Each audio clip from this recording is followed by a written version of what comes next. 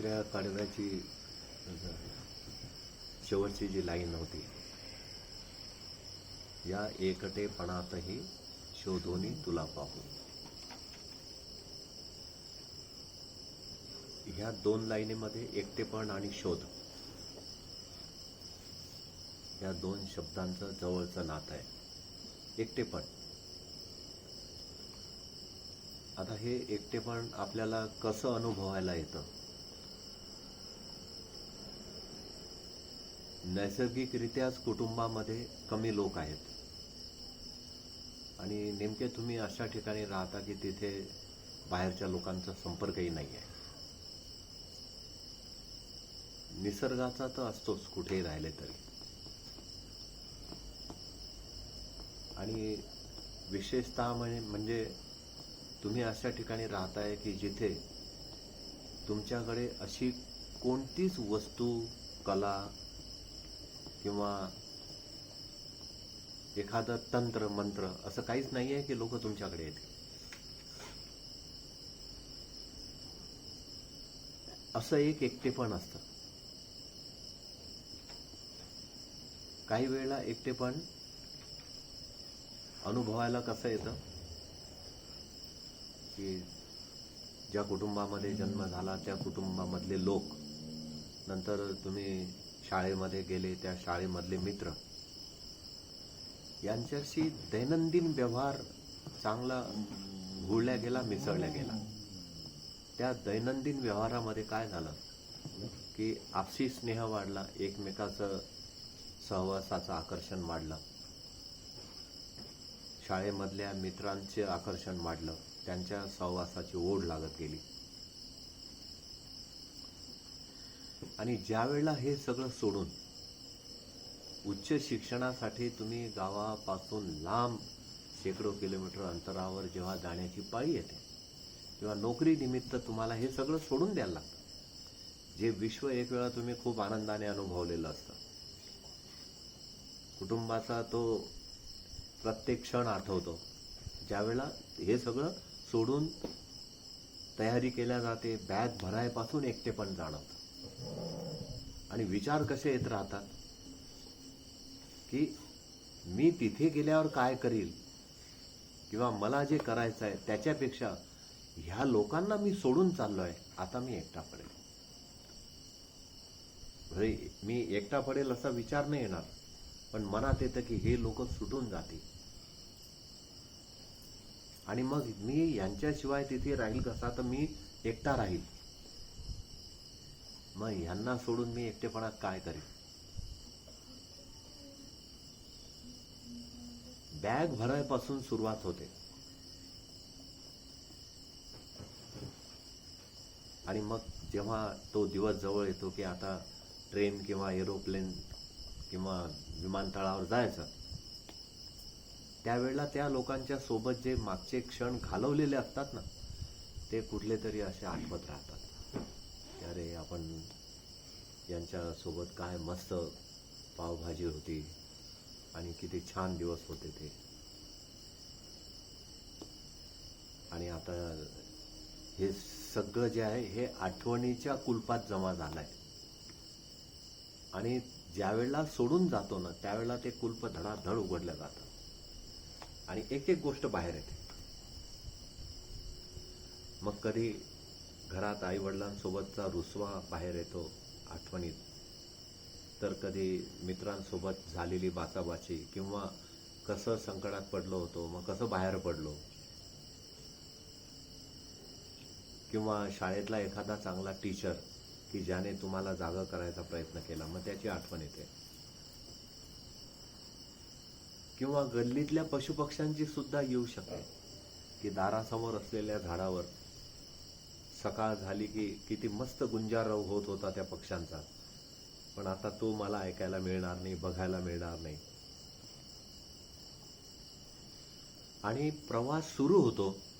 जसं जसं ते जे प्रवासाचं साधन असेल, स्वतःची गाडी, बस, ट्रेन, चाहे विमान, जसे जसे तुम्ही तिकडे जाता की आता तुम्ही या भूमीवरून दुसऱ्या भूमीकडे जाणार आहात, भले या राज्यातून त्या राज्यात, या शहरातून त्या शहरात, तर त्यावेळेला मात्र पोटामध्ये अशी कालवा कालवा होते.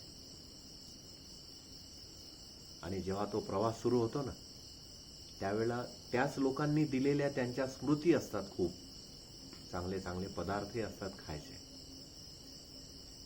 काही लोकांनी जाताना पैसे दिलेले असतात की राहू दे, प्रवासात कामात येते. काहींनी बुक दिलेलं असतं, काहींनी बुके दिलेले असतात. पण गंमत अशी होते बघा, कदाचित तुम्ही ह्या गोष्टीचा अनुभव घेतला असेल की नाही माहीत नाही, परंतु चांगले चांगले अन्न पदार्थ सोबत असूनही खायची इच्छा होत नाही. नजर जाते ती भेट दिलेल्या वस्तूंवरच, की याने जाताना हे दिलं होतं, ते दिलं होतं. की आता खाण्याचेही पदार्थ आहे चांगले, ते खायची इच्छा नाही होत. तो एकटेपणा जो आहे ना, तो असा हळूहळू हळूहळू हळूहळू तुम्हाला घेरत राहतो. आणि मग त्यावेळेला पूर्वी घडलेल्या काही सुखद आठवणींनी डोळ्याची खालची किनार ओली होते. तर ते ओलं होणं जे आहे ते एकटेपणाचं प्रतीक आहे. आणि त्यात काय होतं बरेच वेळा, की तो एकटेपणा शिक्षण शोधायसाठी आहे म्हणून तो अनुभवावा लागतो. शिक्षण शोधून घ्यायचं आहे ना, म्हणून तो शहर सोडतोय, म्हणून राज्य सोडतोय. धन मिळवायचं आहे, ते मिळवलेलं धन आणून पुन्हा या लोकांमध्ये तो आनंदाचा क्षण अनुभवायचा आहे. पण ते धन शोधायचं आहे म्हणून तो एकटेपणा सहन करावा लागतो. आणि मग ज्या वेळेला ते दुसरीकडे जाऊन राहायला सुरुवात होते शिक्षणाच्या निमित्ताने, काही निमित्ताने, त्यानंतरचं एकटेपणाचं जे क्षेत्र आहे ते थोडं विस्तृत होतं. आता तर मोबाईल आहे, दुसरेही बरेचसे साधन आहे, व्हिडिओ कॉलवर पाहू शकता, हे करू शकता. तेव्हा तर काहीच नव्हतं. तो जो एकटेपणा होता 50-60 वर्षापूर्वीच्या भारतातला, तो एकटेपणा भाव आणि प्रेम जोडणारा होता आपसामध्ये. आजचा जो एकटेपणा आहे तो एकटेपणा अनुभवल्याच जात नाही. जर का लांब असणाऱ्या व्यक्तीची आठवण आली, आपण पटकन त्याला ISD कॉल लावतो मोबाईलवर. शहरातल्या शहरात असला, देशातल्या देशात असला, इमिजिएट फोन लावतो, कसं चाललंय. मग तो म्हणतो काय झालं, जरा ऑफिसमध्ये होतो, काय विशेष. म्हणतो विशेष काय नाही, इकडे देवळाली कॅम्पच्या त्या हॉटेलमध्ये आलो होतो आणि आपण जिथे बसून मिसळ खाल्ली होती त्याच टेबलावर मी आता बसलेलो आहे. कोणती हॉटेल आहे ती? हा, हे बाय. आणि तिथं मी आज आलो आणि मला ते आठवलं, म्हटलं लगेच बोलू. हे काय झालं की तो जो एक भावप्रेम वाढायचा जो प्रकार होता ना, तो ह्याच्यामुळे पटकन रिलीज झाला, तो साठवल्याने गेला. आणि एखाद्या वेळेला तुम्ही फोन लावला, नाही लागला तो, किंवा तिकडनं नाही उचलल्या गेला आणि तुम्ही कासावीस झाले, तर आता तो साठा होतोय. आता त्याची अनुपस्थिती जाणवते की तो उपस्थित नाही आहे. हे जे अशा पद्धतीचं जे एकटेपण आहे, हे एकटेपण नेहमी कसं होतं, संपर्काचा जो सहवासाचा आणि संपर्काचा जो पार्ट आहे तो जीवनातून तुटत तुटत गेला की हे एकटेपण जाणवतं. आणि काही वेळा एखाद्याला काही त्याने जर कायम डॉमिनेट करायचा प्रयत्न केला तर त्याला काही गोष्टी करून दाखवण्याकरताही माणूस एकटा बनतो. की तुम्हाला काय वाटतं, मी करून नाही दाखवू शकत का, मी तुम्हाला सोडून राहून दाखवतो. हे एकटेपण म्हणजे, पण याच्यामध्ये या एकटेपणात शोध काय चालू आहे, कोणाला तरी प्रूव्ह करून द्यायचा आहे म्हणून.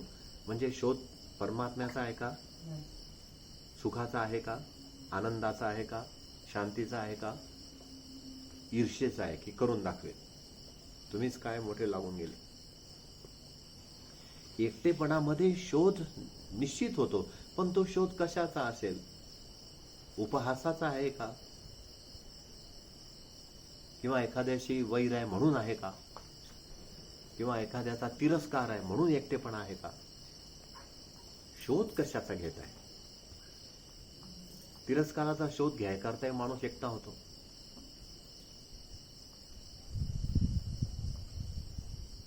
आणि एखाद्याला प्रूव्ह करून दाखवायचं असेल की तुमच्याशिवाय माझं काही अडत नाही म्हणूनही एकटा होतो, स्वभाव आपसामध्ये बनत नाही म्हणून एकटा होतो. परंतु त्या एकटेपणामध्ये या भजनाच्या शेवटच्या ज्या 2 लाईनी आहे ना, त्या थोड्याशा काळजीपूर्वक स्मरणात ठेवून त्याच्यावर चर्चा जी करतोय आपण, त्या चर्चेमधून खूप काही घेण्यासारखं आहे. की एकटेपणातही परमात्म्याचा शोध झाला पाहिजे.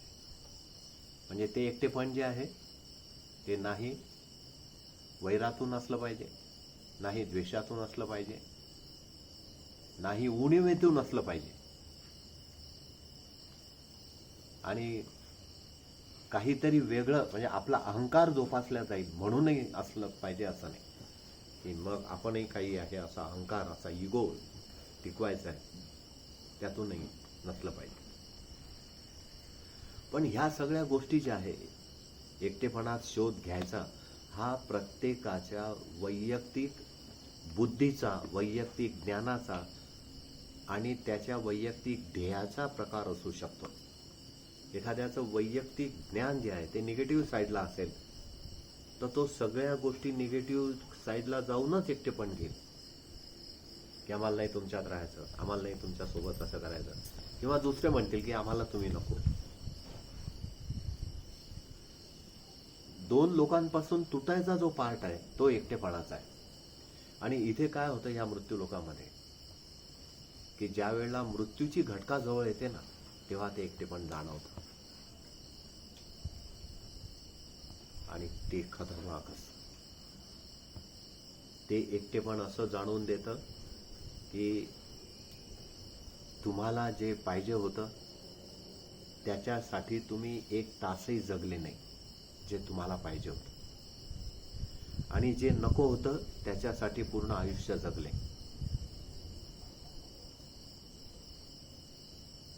धनावर विश्वास होता कारण कुटुंबातले लोक म्हणत होते की काहीच करत नाही तू, धन कमवलं पण मृत्यूच्या वेळेला धन शून्य वाटायला लागलं की काही उपयोगाचं नाहीये.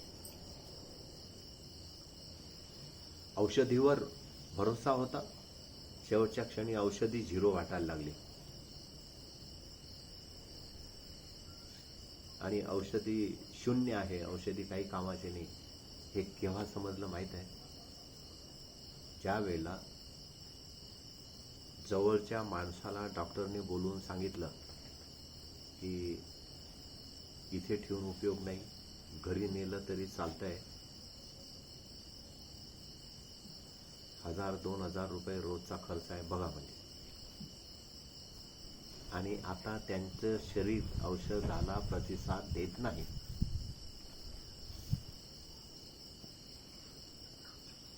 नशीब असं असतं की हे सगळं जे कारस्थान आहे जे चालतं बाहेर आपल्याविषयीचं, ते ना डॉक्टर आपल्याला सांगे ना जवळचे लोक सांगा की तुमचं शरीर औषधाला रिस्पॉन्स करत नाही, घरी जा, असं डायरेक्ट सांगितलं तर ते कदाचित नीती नियमात किंवा देशांच्या कायद्यामध्ये बसत नसेल की तुम्ही असं नाही डायरेक्ट सांगू शकत.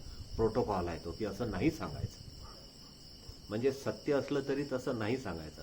पण जेव्हा ह्या गोष्टी समोर येतात की माझ्याकडे खूप पैसा आहे,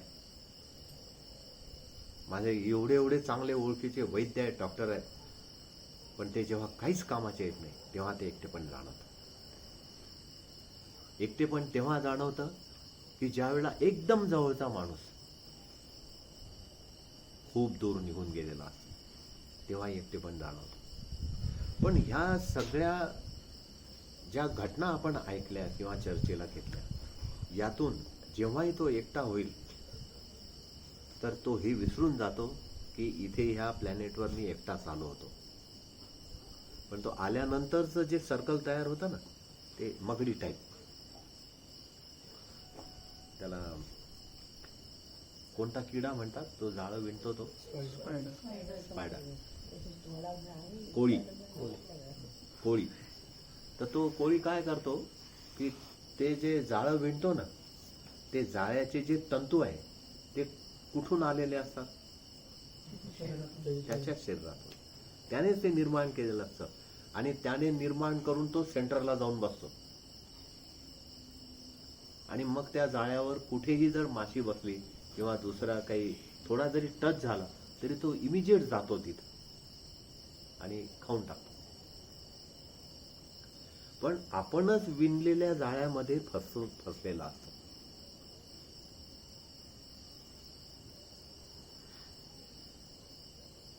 माणसाचंही तसंच होतं. तो हे सगळं जाळं विणतो, पण हे जाळं विणताना एक गोष्ट जर लक्षात ठेवली, त्या मकडीचं उदाहरण आणि ह्या स्पायडरचं उदाहरण स्पिरिच्युअल क्षेत्रामध्ये खूप लोक सांगतात, पण त्यातून शिकायसारखं काय आहे की हे जाळं विणताना एकच गोष्ट लक्षात ठेवायची आहे की हे परमेश्वराची सृष्टी आहे. आणि ही परमेश्वराची सृष्टी असल्यामुळे जसं केव्हाही परमात्म्याकडून सांगण्यात येईल की अब ये छोड़ दो. मलेशिया, सिंगापूर, थायलंड किंवा स्वित्झर्लंड, आयर्लंड, पॅरिस या ठिकाणी आपण फिरायला जातो आणि फिरायला गेल्यानंतर तिथल्या चांगल्या हॉटेलमध्ये बुकिंग होतं, है ना. आता बुकिंग झाल्यावर ज्या दिवशी एंट्री केली त्या दिवसापासून तर एंट्री एक्झिट झाल्यावर म्हणजे बाहेर निघाल्यावर त्या हॉटेलविषयी आपल्याला काय काय गोष्टी लक्षात राहतात आणि आपलेपणा वाटतो का?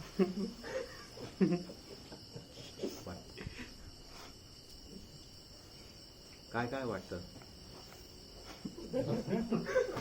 रिसेंटली तो जाऊन आलाय सिंगापूरला. हॉटेलमध्ये सामान टाकलं त्या दिवसानंतर तिथे असणारे सोफे, टीव्ही, एसी किंवा इतर गोष्टी सगळ्या जाताना एवढा सारं तरी डोळ्यातून आसवाचा थेंब निघाला का? निघतो का? का नाही निघत? अटॅचमेंट नसते. हो ना, अटॅचमेंट नसते म्हणजे काय नसतं पहिल्यापासूनच. हे महत्वाचं आहे. फ्रॉम बिगिनिंग माहित असतं की हे आम्ही रेंटवर घेतोय, है ना. रेंट अगोदर दिलेला असतो.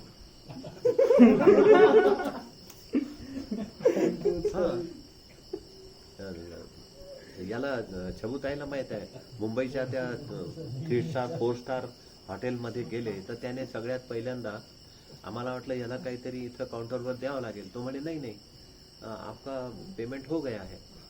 म्हटलं असं कसं काय? म्हणे आमचा ऑनलाईन पहिले घेत असतो. आमचं बुकिंग म्हणजे कसं आहे, सगळेचे सगळे पैसे पहिले.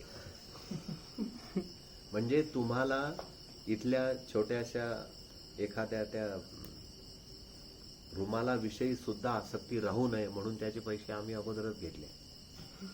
आणि हे पैसे तुमचे घेऊन सोय कोणासाठी केली आहे? तुमच्यासाठी केली आहे. पण त्याच्यासाठी लिमिटेशन्स आहे. आम्ही 3 दिवसापेक्षा जास्त कोणाला देत नाही. अगोदरच सगळं माहीत असल्यामुळे ज्या वेळेला सोडायची पाळी येते वाईट वाटतं. आणि सगळ्या बॅगा बाहेर काढल्या वेटरने तर आपल्या सोबतच्या लोकांच्या गळ्यात पडून रडतो का आपण की काय भारी हॉटेल होती. उलट टॅक्सीमध्ये बसायच्या अगोदर म्हणतो सगळं चेक केलं होतं ना, आपलं काही राहिलं का पाहून घ्या.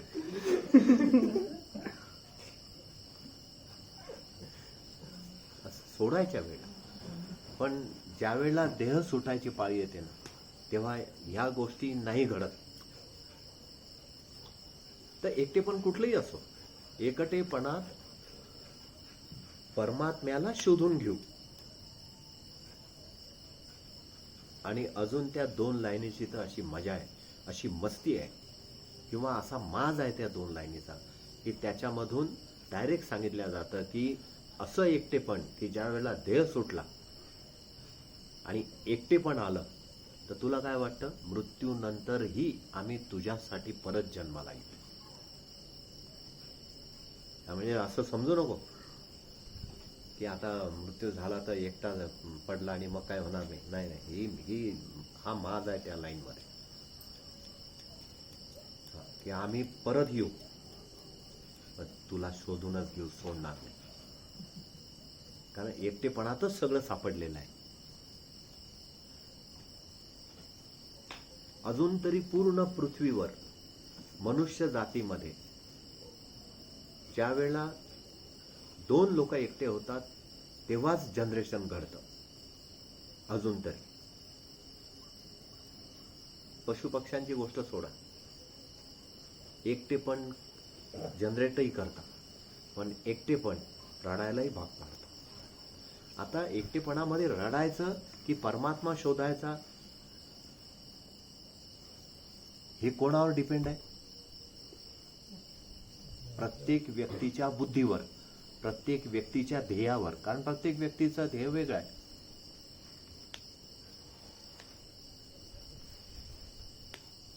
जे समोर बसलेल्याचं ध्येय आहे ते मागच्याचं नाही आहे, जे मागच्याचं आहे ते त्याचं नाही आहे, ह्याचं नाही आहे, त्याचं वेगळंच आहे, ह्याचं वेगळंच आहे. एक ते ध्येय कधीच टॅली होणार नाही, पण एकटेपण पक्क टॅली होतं.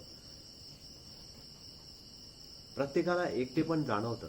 तुम्हाला कधीतरी असं वाटत असेल ना की हे सगळं सोडून कुठेतरी एकांतात जाऊन बसावं, किंवा तुम्ही मग तिथून उठून, एकटेपण जास्त त्रासदायक ठरतं म्हणून काहीही करून एखाद्या मित्राच्या दारावरची बेल तर वाजवली असेल, भले त्याला नाही सांगितलं की मला जरा एकटं वाटत होतं म्हणून आलो, पण आपल्या तर मनात माहित आहे ना, कधीतरी उजव्या हाताचं पहिलं बोट मित्राच्या दारावरच्या बेलला तर लावलं असेलच. आणि मग त्याने जेव्हा विचारलं की अरे वा, इतक्या आत्ता कसं काय, तो म्हणतो नाही काही नाही, इकडे जात होतो म्हणून सहज आलो. म्हणजे त्या एकटेपणाला घालवण्याकरता कितीतरी वेळा आपण खोटे बोललो आहे. काही मर्यादा आहे का त्याची? आणि एकटेपणाची मजा तर तेव्हा येते जेव्हा घरातले सगळे तुम्हाला सोडून नातेवाईकाच्या लग्नाला किंवा मरणाला गेलेले असतात आणि तुम्ही एकटे घरात असतात. ज्या घरामध्ये तुम्ही 15 ते 20 वर्ष राहिले, त्या घरामध्ये जेव्हा तुम्ही एकटे राहता तेव्हा काय होतं सांग?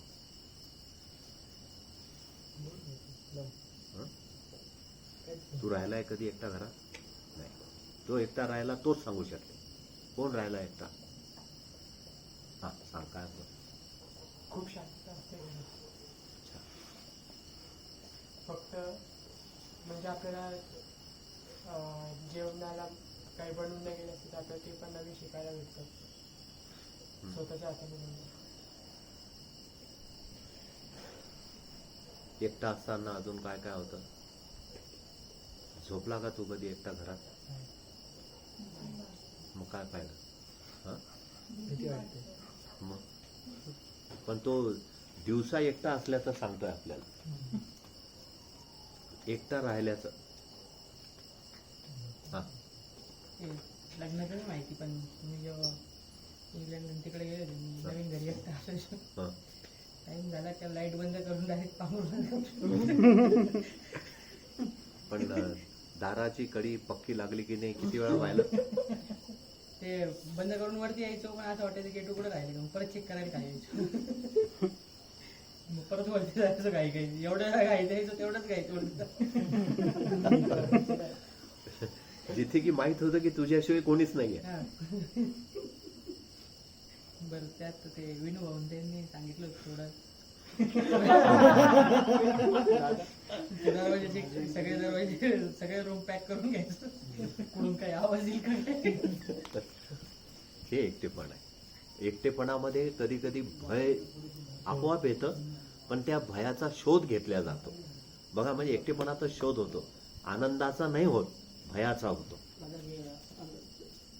एकटे असले ना, आता जसे याने सांगितलं की स्वतः कडी लावून आला तरीही एकदा चेक करायला गेला की लागले की नाही बरोबर.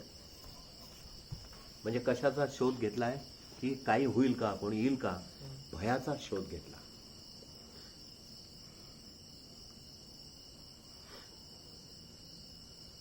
आपल्या राम मंदिरातही तिथं नदीच्या किनाऱ्यावर गावाच्या आणि वेशेच्या आत गाव होतं. नदीचं पात्रही बऱ्यापैकी वाहतं होतं पाणी. दादा कधी कधी काशीला गेले की 8-15-20 दिवस यायचेच नाही. तर असा एक प्रसंग आला की ज्या वेळेला अचानक त्यांना गावातल्या लोकांसोबत न्यायची ऑफर आली आणि त्यांनी सांगितलं काय करू. म्हटलं ठीक आहे जाओ. मग मी त्यांना म्हटलं की रात्री झोपायला एखाद्याला बोलवतो कोणाला तरी. म्हणजे अनुभव नव्हता तो, फर्स्ट टाइम होता की मी एकटा राहणार होतो. मग त्यांनी काय केलं, आयडिया दिली की हे बघ, हे रामाचं जे मंदिर आहे याचे जे दरवाजे आहे ना ते उघडे ठेवायचे आणि डोकं त्यांच्याकडे करून झोपायचं समोर. पुढे हनुमानजी आहे, मागे हे 3 जण आहे. एवढे 3-4-5 लोक असल्यावर अजून कोण पाहिजे मग. आणि ती पहिली टेस्ट होती. तर ज्यावेळेला पहिल्या दिवशी मी एकटा राहिलो, रात्री 7 वाजेनंतर आरती झाली की सगळं बंद.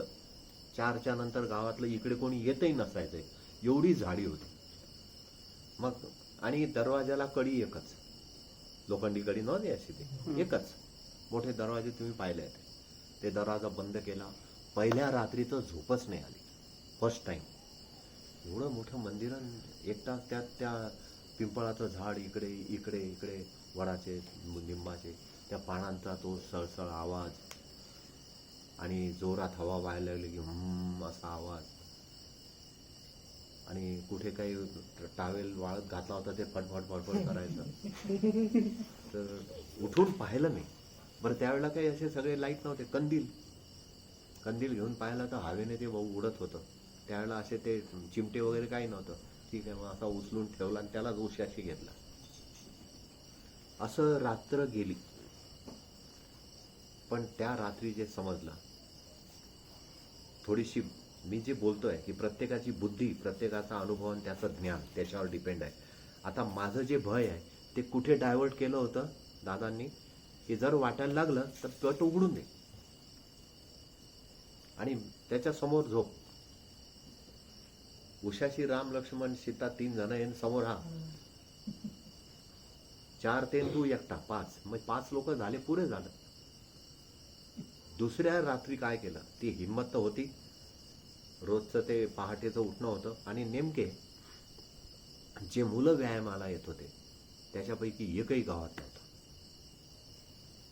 म्हणजे ते 5-7 दिवस कुठेतरी गायब होते सगळेच. आणि काही भीतीने येत नव्हते. संध्याकाळ झाली की अंधार पडायचा, येत नव्हते. हनुमान चालीसा आलं की लगेच घरी. आणि काही मुलांचे आई वडील म्हणायचे हनुमान चालीसा झाला ना थांबायचं नाही, ते रस्त्याने अंधार असतो, नदी ओलांडून यावं लागते. त्यामुळे सगळे गायब. मग सगळे गायब झाले. तो दरवाजा बंद केला 2ऱ्या-3ऱ्या दिवसापासून आणि मस्तपैकी पट उघडून दिले. त्याच्यासमोर पथारी टाकली. एकच फॅन होता वरती, तोही कधी कधी लाईट असली तर चालायचा. त्या दिवशी सतरंजी तिचं समोरच टाकली. झोपलो. 1-2 तास तर नाही आली झोप, कारण लवकर झोपत तिकडे सगळेच लोक. पण नंतर तो विश्वास तयार झाला की अरे हे जे आहे ना, ही सृष्टी जरा रात्री वेगळी दिसते पण दिवसा सुंदर आहे. म्हणजे रात्री कशामुळे वेगळी दिसते तर अंधारामुळे. ते घाबरायसारखं काही नाही. म्हणजे ह्या गोष्टी ऑब्झर्वेशनमध्ये आला आणि त्या काही गोष्टी मग भजनाद्वारे आल्या की काळोखातील सृष्टीला रूप कसे. मग जेव्हा प्रकाश येईल ना तर ते रूप कसं, म्हणजे की त्या रूपाला भीतीने गिळून टाकलंय म्हणून ते बेरूप दिसतंय, पण ते रूपवानच आहे. हे जे नॉलेज आहे हे माणसाला अनुभवाने येतं, पण तो एकटा राहिला तर. आणि मग हळूहळू भयाचा शोध गेला. माझ्या भयाचं डायव्हर्शन कुठे झालं होतं की भय वाटलं, दरवाजे खोल दो, सो जा. देवाच्या समोर झोपा, समोर मारुती आहे. मग मध्ये जाग जरी आली किंवा कुठे खडकन काही वाजलं तरी भय नव्हतं वाटत. हळूहळू आणि त्याच्यानंतर तर त्यांनी केव्हाही जरी ऑफर केली तर मी त्यांना सांगायचो तुम्ही बिंदास जा. आणि मग दिवसभरात तो मृदुंग माझ्या सोबत असायचा. शोध सुरू झाले मग हे असे सगळे. म्हणून ते एकटेपणात जर शोध घ्यायचा आहे तर परमात्मे आम्ही तुझा घेऊ. आणि त्या एकटेपणात जर शरीर सुटलं तर काळजी नको करू, आम्ही परत येऊ. हा, आणि ते परत येऊ कशासाठी? भय मिटवायसाठी नाही. तुझा जो अपूर्ण राहिलेला शोध आहे ना तो पुरा करू. पण तू असं समजू नको की आयुष्य कमी पडलं तर आम्ही तुला सोडून देऊ म्हणून, किंवा तू एकटं पाडलं तर आम्ही तुला सोडून देऊ. शोधच पुरा करू, ही खुमारी आहे. त्या एकटेपणा जो आहे त्या एकटेपणातूनच तपश्चर्या करणारा माणूस एकटाच असतो. ध्रुवाला जे अढळपद मिळालं ते महालामध्ये झुंबर खाली झोपून, पंख्याखाली झोपून, मस्त 2 वेळ जेवण करून, राजाचाच मुलगा होता तो, त्यातूनच मिळालं ना. नाही.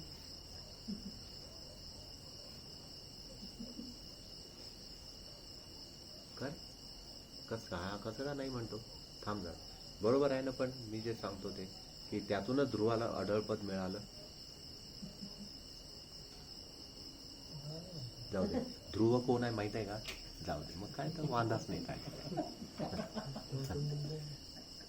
तुला माहित आहे का ध्रुव? ध्रुव तारा आहे माहिती, पण story नाही माहिती. तारा पण पाहिला का कधी तारा?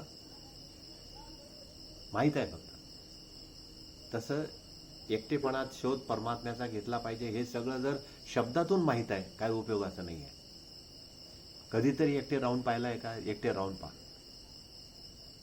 आणि जर का तुमच्या घरामागे अशी आख्यायिका असेल की अनेक तऱ्हेचे स्त्रिया पुरुष पांढरे कपडे घालून फिरतात, तर जरूर एकटे राहा, कारण त्यांच्या दर्शनाचा लाभ होईल.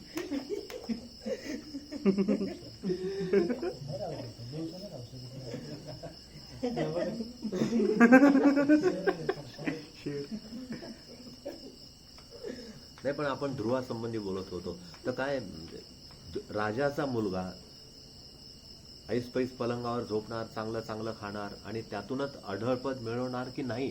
काय वाटतं तुम्हाला? तुझं काय म्हणणं आहे? हा?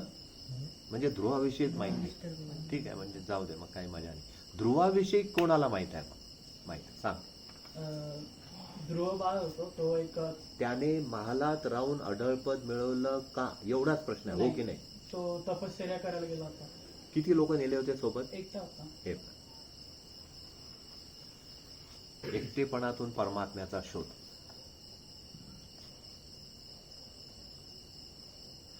रामायणामध्ये सीता कदंबाच्या झाडाखाली रावणाने ठेवली होती.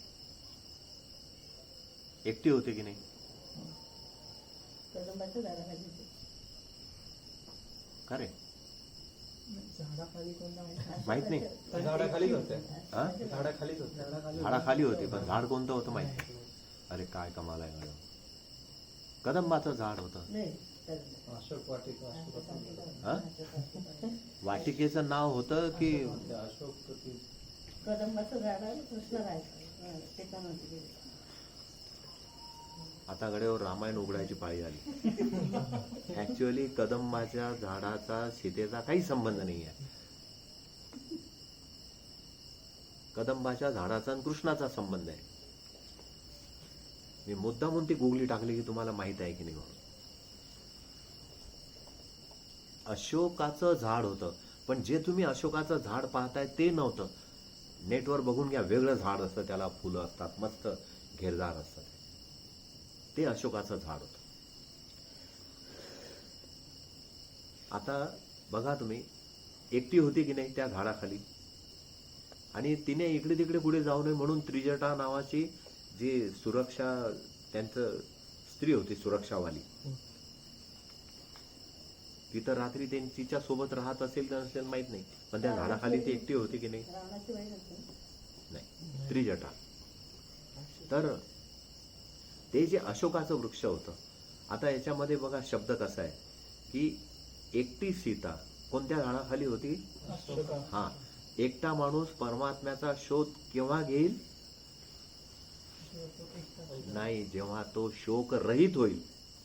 शोध आणि शोक, ध आणि क चा फरक आहे फक्त. शोध म्हणजे टू फाइंड आउट, खोजी, हिंदीमध्ये खोजी म्हणा. मग एकटेपणातही परमात्म्याचा शोध कोण घेईल? जो शोक रहित आहेत. एकट्या स्थितीला झाड प्रॉपर निवडलाय, अशोक, शोक नाही. तिला बंदिस्त झाल्याचा शोक नव्हता, तिला रामापासून वेगळं झाल्याचाही शोक नव्हता, तिला शोकच नव्हता. कारण विश्वास होता. आणि त्याचं कारण असं होतं की ती पूर्ण समर्पित होती. परमात्म्याला जो पूर्ण समर्पित आहे किंवा ज्याचा परमात्म्याविषयीचा गाढ विश्वास आहे, ज्याच्यामध्ये ती श्रद्धा रक्ताच्या थेंबा थेंबात भिनली आहे, तो शोकरहित होईल. आणि तो शोकरहित झाला की तो शोध घेईल तर परमात्म्याचाच घेईल. कारण काय, ती नेहमी सांगायची ना की एक दिवस येईल, राम येईल आणि घेऊन जाईल. एकटेपणामध्ये शोध कसा झाला पाहिजे? अशोक झाल्यावर शोध पूर्ण होतो. हे जे सगळं विश्व सुटताय, देह सुटतोय, परिजन सुटतायत, मित्र सुटतायत, धन सुटताय, चांगलं बांधलेलं घर सुटताय, याचा शोक नाही. या बाबतीमध्ये पूर्ण अशोक झाला, परमात्म्याचाच शोध होईल. आणि मग तोच व्यक्ती सांगू शकेल की एकटेपणातही शोधून तुला पाहू. आम्ही दुसरं नाही शोधणार, कारण आम्हाला भय नसेल. आणि भय का नसेल? की जे शोक करतात त्यांना भय असतं. अशोक वृत्ती झाली, शोकच नाही आहे काही. पण त्याच्यासाठी ते त्या परमेश्वराविषयीचं पूर्ण प्रेम, पूर्ण श्रद्धा, पूर्ण भक्ती शरीरातल्या प्रत्येक पेशीमध्ये निर्माण झालेली असेल तर तो आपोआपच अशोक होईल. त्याला ती नाही भीती वाटणार की मी याच्यापासून तुटलोय. शरीर वेगवेगळे असल्यामुळे असं वाटतं की तो लांब आहे, हा जवळ आहे. पण तुम्ही जर का आतमधला प्रवास सुरू केला ना, तर आतमध्ये एकटेपणच असतं. शरीरामध्ये इंद्रिय किती आहे? कान किती आहे? डोळे किती आहे? मग आपणच मोजा ना, मग किती आहे?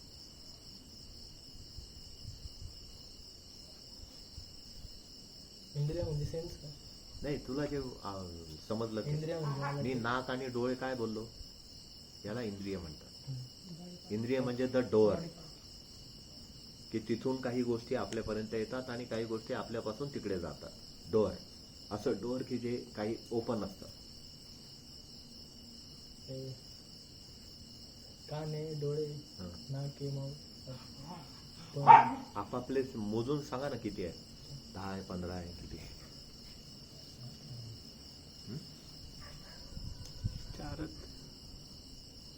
हा म्हणतो 4 आहे, 5. हा म्हणतो 5 आहे. मोजा ना गडे, काय नुसते बसून कसं चालेल? आपल्याला घरी नाही जायचं का तुम्हाला? किती आहे? 5. अरे हो, तुझं काय म्हणणं आहे? 7. 7. तुझं? 6. हा, तुम्ही जेवढं सांगाल ना तेवढं तुम्हाला प्रूव्ह करून द्यायला लागेल. पहिले तू 6 प्रूव्ह कर. कोणते आहे?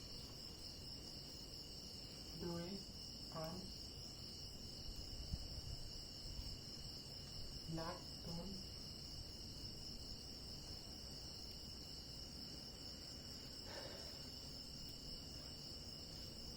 मोजले का तू? किती झाले? तो 6 म्हणतोय, मग 2 कोणते आहेत?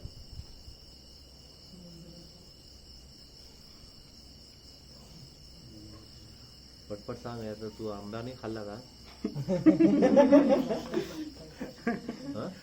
Calculation mistake. चुकली. आपलीच कॅल्क्युलेशन मिस्टेक होते आहे, म्हणजे कमाल झाली गड्या. मी दुसऱ्याचं मोजायला सांगितलं का तुला? हं. तुझंच मोजायला चुका होत आहेत. कसं काय होईल? तू सांग. 7 कोण बोलला? हं, सांग. कान, नाक, डोळे, घसा. मोज रे, मोजा. एक जण मोजाय. हं. कान, नाक, डोळे, घसा, त्वचा, जीभ, डोळे. डोळे 2 वेळा आले ना. 6 झाले.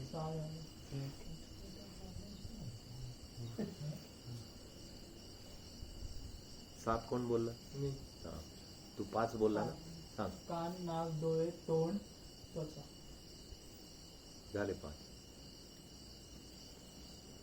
डोळे कसे धरले तुम्ही? एकच. एकच, दोन मिळून एक. हा.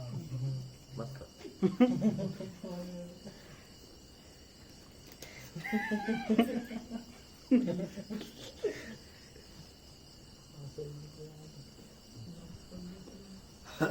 आता तुम्ही भजनाला किती वेळा येतात?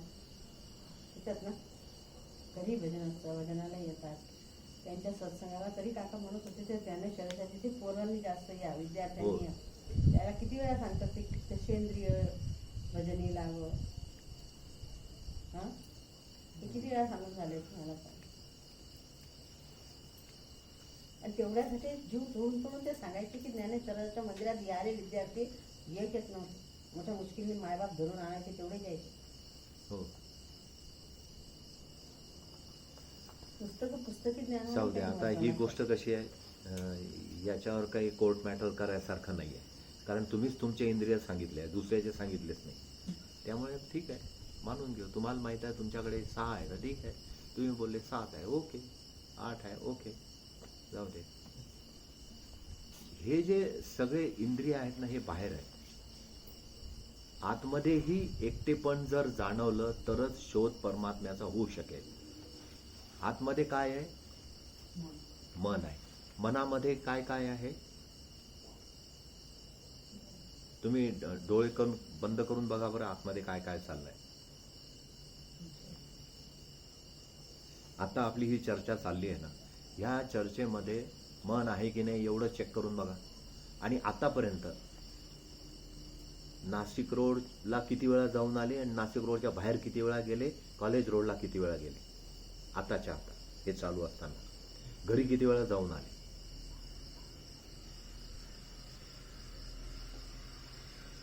जाऊन येणं म्हणजे तुम्ही ऐकता इथं बसून, पण एक विचार फ्लॅशबॅकमध्ये चालू आहे.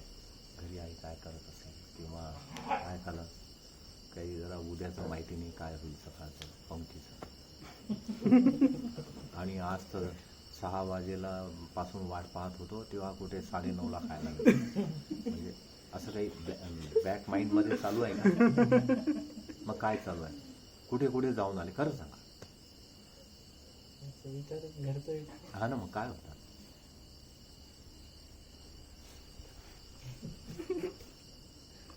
सांगायसारखं नसेल तर नंतर बोलू, पण असं थोडासा जनरल असेल तर सांगू शकतो. म्हणजे अनुभवासाठी की तुम्ही इथे जाऊन आले, बसलेले दिसता इथे, पण तुम्ही जाऊन आले. तर तुम्ही ते घरी एकटं राहायचं म्हणले तर ते मम्मी पप्पा जेव्हा बाहेर गेले मग घरी बसून काय करत होते ते विचार आला होता म्हणजे. काय करत होतं? TV बघायचो. नाहीतर मम्मी एकदा दुपारच्या टायमाला बाहेर गेली होती, मग मित्राला बोललेलं होतं. दिवसा? हा, दिवसातच. तेच विचार चालू होतं. आणि साधारणतः असं होतं का की जेव्हा तुम्ही एकटे असता आणि रात्री 10-11 पर्यंत घरचे येणार असतील तर संध्याकाळ होता बरोबर जसे दिवे लावता तसा टीव्हीचाही आवाज करता, है ना? क्या आवाज आहे. म्हणजे कुठला तरी आवाज माहितीतला पाहिजे तर माणसाला आधार वाटतो. पण ज्या वेळेला कोणीच घरी नाही अशा वेळेला टीव्ही बंद केले, सगळीकडचे लाईट बंद केले, डोळे बंद करून बसले की आता हे घर आहे. मी लहानपणापासून आतापर्यंत 10 वर्षापेक्षा जास्त या घरात राहिलो आहे, तर मला ह्या घरात कोणत्या रूममध्ये भीती वाटते. डोळे बंद करून पाहिलं तर आहे त्याच रूममध्ये भीती वाटायला लागेल की नाही? भलेही पालीच्या हालचालीने पडदा हल्ला असेल, पण डोक्यात काय येतं? देवाला असं येतं का की अरे इकडनं कृष्ण आला असेल म्हणूनच हवा अशी वाहिली, म्हणूनच ती गार हवा चाटून गेली अंगाला, असं आलं कधी डोक्यात? नाही. किंवा तुम्ही एखाद्या कोणत्याही देवाला मानत असाल, ते आलं कधी डोक्यात? आतलं एकटेपण जे आहे ते आतलं एकटेपणच बाहेरच्या शोधाला कारणीभूत ठरतं. आतली भीतीच बाहेरच्या शरीराच्या थरथर कापायला कारणीभूत ठरते. आतला मोहच ओरडायला भाग पाडतो, लढाईला भाग पाडतो. आतलाच मोह, आतला लोभच धरून ठेवायचा, हिसकून घ्यायची तयारी ठेवतो. आतमधली ईर्ष्याच बाहेरचा द्वेष मत्सर करतो आणि आतमधलं वैरत्वच आपल्यातल्या प्रेमाला मारतं. आतमधलं एकटेपण कसं करता येईल? आतमधलं एकटेपण असेल तर बाहेर शोध तोच होईल. आतमध्ये म्हणजे तिथे मन, बुद्धी आणि अहंकार आहे. ह्या 3 ठिकाणी जर धैर्य, अतुल श्रद्धा आणि प्रखर प्रयत्न असतील आतमध्ये, तर ते बाहेरच्या भीतीला गाळून टाकते. चाळणी घेऊन कशी आपण वरचं धरतून आपलं शुद्ध जो चहा आहे तो ठेवतो आणि कचरा फेकून देतो ना, तसं ते भीती वगैरे सगळं कचऱ्यासारखं फेकल्या जाते. आतमधला एकांत. आता ही चर्चा चालू असताना तुझ्या मनात काय विचार होता का? इथं घरी जाऊन आला किती वेळा? ते गौरव जेव्हा बोलला ना की नवीन घरी त्यांनी खाली जाऊन हे केलं, तेव्हा विशाळला असं तिच्या कामाने कुठे बाहेर जायचा, तेव्हा तुम्ही पण म्हणजे बाहेर गावी असायचे, मग घरात एकटा राहायचो नवीन घरी. आणि की म्हणजे असं भास व्हायचा कधी कधी की कोणी गेलं मग दरवाजाजवळ जाऊन यायचो, परत जिथे तिथे बसून यायचो. ते एकदम क्लिक झालं असं. अच्छा. राजूबा, तू कुठे गेला होता? टेस्ट करायला.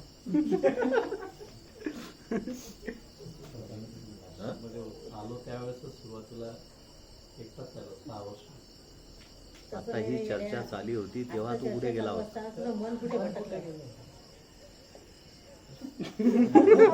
तू चर्चेत पण नाहीये, हा ना, हे असं झालं.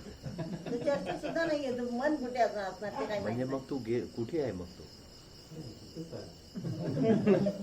मग सांगता येऊन नाही राहिलं ना. कुठे जाऊन आला का इकडे तिकडे मनाने? कोणतेच विचार नाही आले? मग तर आम्ही जे सांगतो ते तुला 100% समजलं. म्हणजे विचार नाही आले की तुला सांगता नाही येऊन राहिलं, इतके विचार आले. होऊ शकता नाही, असंच असेल. किती वाजले? ते इतके आहे की आता कोणतं सांगायचं त्याला. त्यांना त्यांच्या भाषेत सांगायचं की तू फ्लॅशबॅकमध्ये आहे की दुसऱ्यामध्ये आहे असं. नाही. तुझ्या मनात काय काय विचार आले होते बरं? उद्याच्या बट्ट्यांचा विचार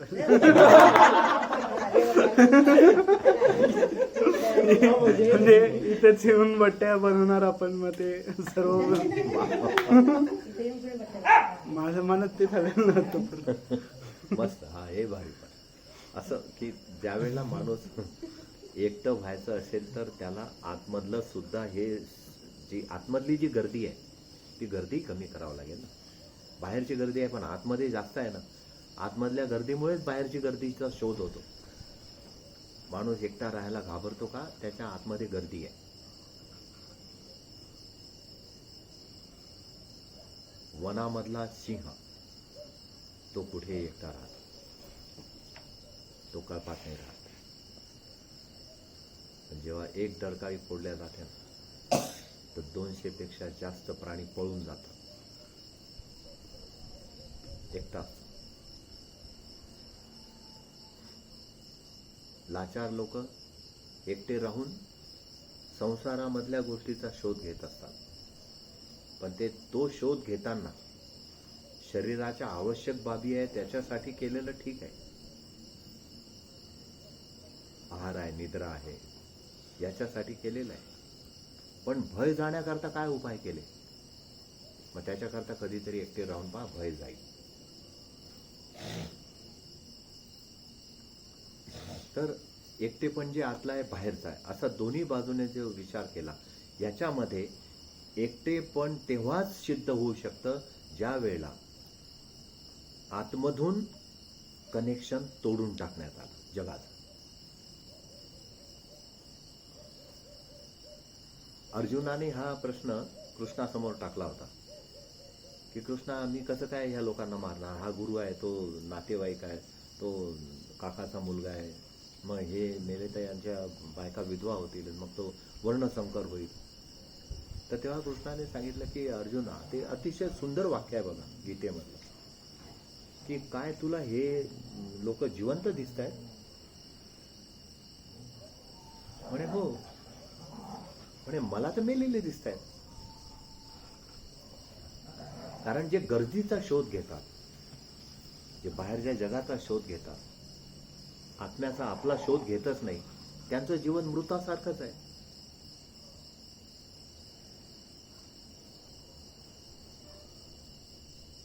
म्हणून मागणं ज्याने टाळलं त्याचं जीवन जिवंत झालं, तो जिवंत जगतोय. ज्याची मागणी अजून चालूच आहे त्याचं जीवन कसं काय जिवंत हे जगायसारखं होईल? संतांनी काही डेफिनेशन केली आहे. त्यापैकी तुलसीदासांनी कबीराची डेफिनेशन अशी आहे की मृत व्यक्ती कोण, असा त्यांना त्यांच्या शिष्यांनी प्रश्न विचारला. कबीराच्या वेळेला कबीराने तेच सांगितलं होतं की जो दुसऱ्याची निंदा करतो तो. तुलसीदासाला विचारलं, त्याने तेच सांगितलं की जो दुसऱ्याची निंदा करतो तो जिवंत जरी असला तो मृतक समान आहे, म्हणजे प्रेत समान आहे. कारण तो कधी वर्तमानात जगतच नाही. आणि एकटेपणा फक्त वर्तमानातच जगता येतो.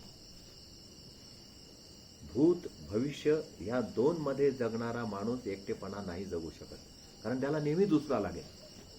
आणि एकटेपणा म्हणजे काय की दुसरा नाही आहे, दुसराचा अब्सेन्स तयार झाला, गैरहजर राहिला झाला दुसरा.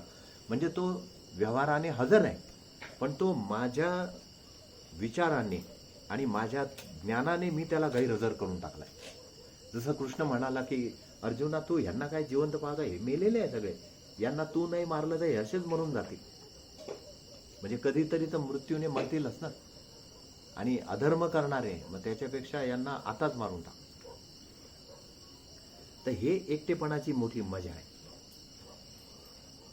एकटेपणा म्हणजे जगाचा तिरस्कार नाही करायचा, दुसऱ्याचा तिरस्कार नाही करायचा, पण आपल्या मनाची अवस्था अशी करायची की ती परमात्म्यामध्ये लीन झाली की दुसरा राहतच नाही. दुसऱ्याचा संबंध फक्त बॉडीच्या भेदाशी असतो, पण चेतना जी आहे त्या चेतनेशी कनेक्टिव्हिटी असल्यामुळे तो एकटाच असतो. आणि प्रत्येक जण हा एकटा असतो, पण चेतनेशी कनेक्टिव्हिटी झाली तर. आणि चेतनेच्या कनेक्टिव्हिटीने समजवता येतं आपल्याला स्वतःला की तू एकटा आहे, काही घाबरू नको. एकटा राही रे जगा माझी. जगामध्ये जे एकटे राहिले तेच बादशाह बनले. बादशाह म्हणजे सिंहासनावरचा बादशाह नाही म्हणत. बादशाह म्हणजे स्वतंत्र जीवन, एकदम मस्तीमध्ये परमतत्वात लीन असलेले ते बादशाह असतात. ते नाही फिकीर करत कशाची.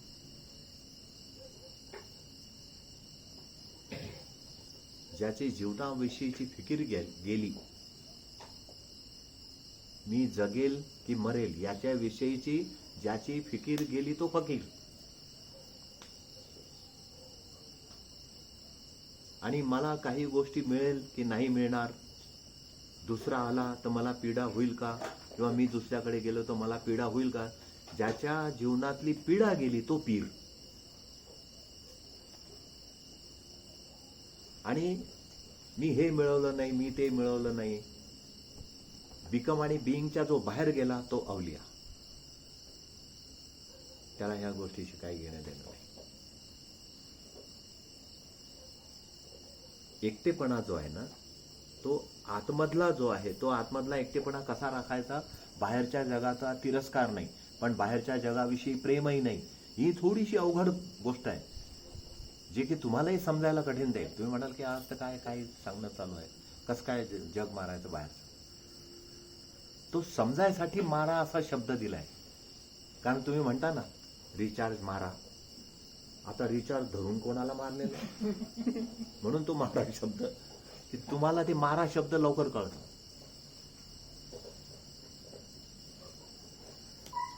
मराठवाड्यात आम्ही कुठेतरी फिरत होतो आणि तिथे एक बोर्ड होता, इथे 10 रुपयात रिचार्ज मारून मिळेल, कुठेतरी होतं. आता त्या ठिकाणी जर मराठीचा प्रोफेसर गेला तर तो 10 रुपयात रिचार्ज करणारच नाही, कारण वाक्य काय होते, मारून मिळेल. म्हणजे पहिले तुम्ही या 10 रुपये द्या, मग आम्ही तुम्हाला बदलून काढू आणि मग रिचार्ज करू. सी. मराठी भाषेचा प्रोफेसर अजून काय करणार आहे?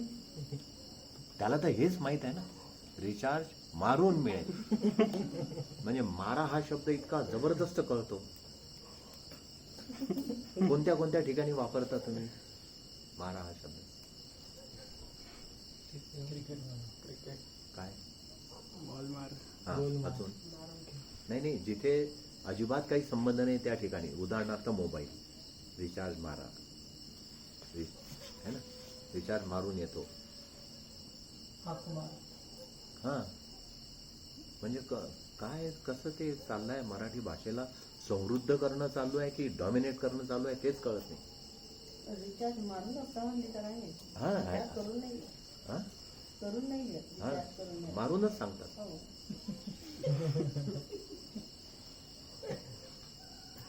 गाडीला सेल मारा.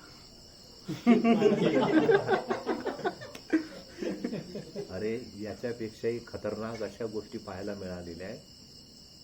आम्ही विदर्भाकडे प्रवासाला होतो, तर तिथे गाडी थांबली, रात्रीची वेळ होती.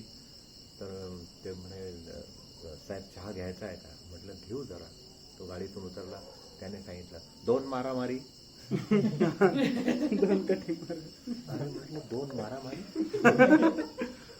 म्हणे इकडे हेच चालतं म्हणे. म्हटलं मारामारी म्हणजे काय? तर म्हणे ते 2 टाईपचा चहा एकत्र करू.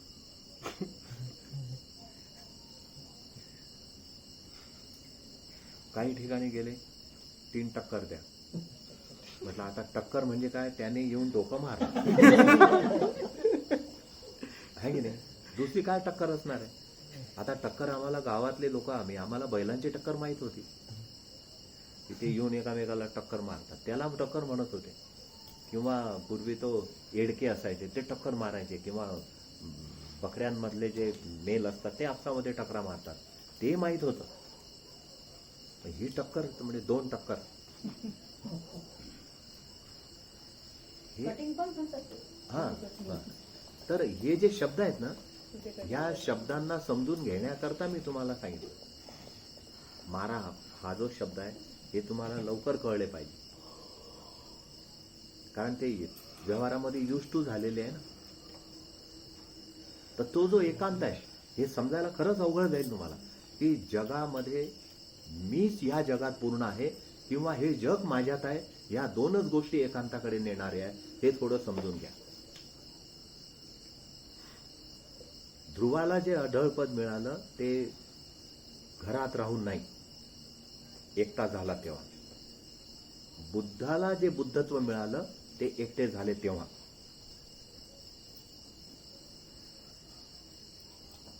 मग ते एकटे कसे झाले? की काही वेळा त्यांनी सांगितलं की हा संपूर्ण संसार दुःखमय आहे. आतून दुःख बाहेर काढून टाकायसाठी बाहेरच पडावं लागेल, ती त्यांची मेथड होती. पण आताचं जर जे जग आहे त्या जगाचाच महत्वाचा त्रास आहे. म्हणजे एकटं होऊ न द्यायला नेहमी दुसरा कारणीभूत आहे. दुसऱ्यामुळे तुम्ही एकटे नाही होऊ शकत. पण आपल्यातलेच 2 आहेत, त्याचं काय?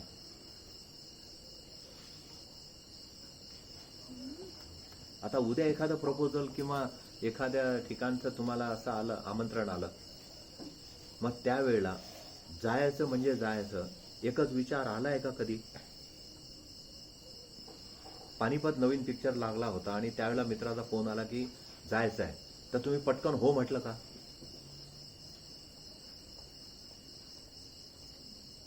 तर मागच्या 1 वर्षात पिक्चरला गेलोच नाही. म्हणजे माझ्या घरी ते त्याच्या अगोदर कधी फोन नाही आला? पिक्चरला जायला मी लवकर नाही काढत. कोण गेलं होतं मग? मित्रांचा फोन पिक्चरसाठी कोणाला आला होता? हा, आला होता. काय निर्णय घेतला तेव्हा? जायचं पण जाऊ नये असं दुसरं मन तयार झालं होतं का? नाही. किंवा गेलं पाहिजे की नाही गेलं पाहिजे? जायचं म्हणजे जायचं. पण जायसाठी पूर्णतः तयारी होती का?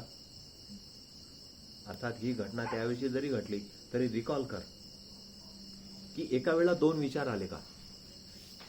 कुठेतरी बॅक ऑफ द माइंड झालं होतं असं, हा, काय झालं होतं? की जायचं आहे आता रात्रीचे शो होतं बोलते 9 घरचे सोडतील का नाही, तरी मी हा म्हटलो होतो असं. हा पण असं आलाच की नाही, म्हणजे बॅक ऑफ द माइंड का होणार पण सेकंड थॉट आला की नाही, म्हणजे आपल्याकडे किती लोक राहत आहेत, आपले जे थॉट आले ते आपल्यातूनच आले ना, म्हणजे आतमध्ये किती जण आहेत, 2. पण असं म्हटलं तर तू एकटाच आहे, पण आतमध्ये 2 आहे, आणि हे 2 जोपर्यंत आहे तोपर्यंत एकटेपण होऊ शकत नाही. मग ह्या 2चं काय, या 2 पैकी एक कोणीतरी गेला पाहिजे.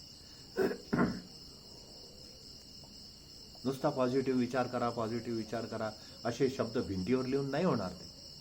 ह्या 2 जणांपैकी एकच टिकवून ठेवावा लागेल, यस वाला और नो वाला.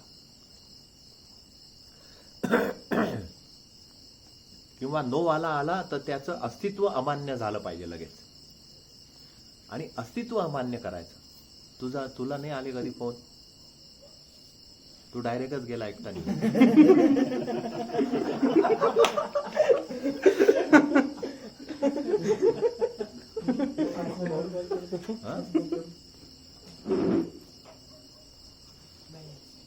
असं मुलगा जातो मी जास्त जातो का असं काही प्रश्नच नाही आहे, असं घडलं होतं का असं बोलतो.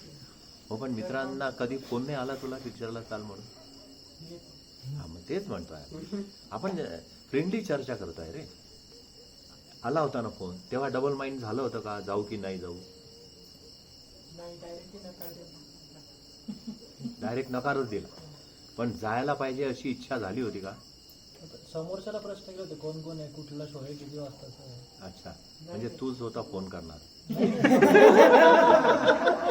त्यांनी फोन केला त्यावेळेस विचारलं ना मी, हा, हा. कोण कोण आहे, कोण कोण? कुठे शो आहे. हा म्हणजे पण आलेच की नाही एवढे प्रश्न, म्हणजे एवढे प्रश्न आतमध्ये येतात याचा अर्थ आतमध्ये 2 जण काम करतायत. एक म्हणतो विश्वास ठेव, दुसरा म्हणतो अजिबात नको ठेवू. एक म्हणतो श्रद्धा निर्माण कर, दुसरा म्हणतो काय गरज आहे. हा एक सांगतो की एकटं राहिलं तरी चालेल, दुसरा म्हणतो शक्य नाही. बरं आजूबाजूचं वातावरण चांगलं नाही, भय आहे, आणि तो दुसरा जो आहे तो नेहमी माणसाला गोत्यात आणतो.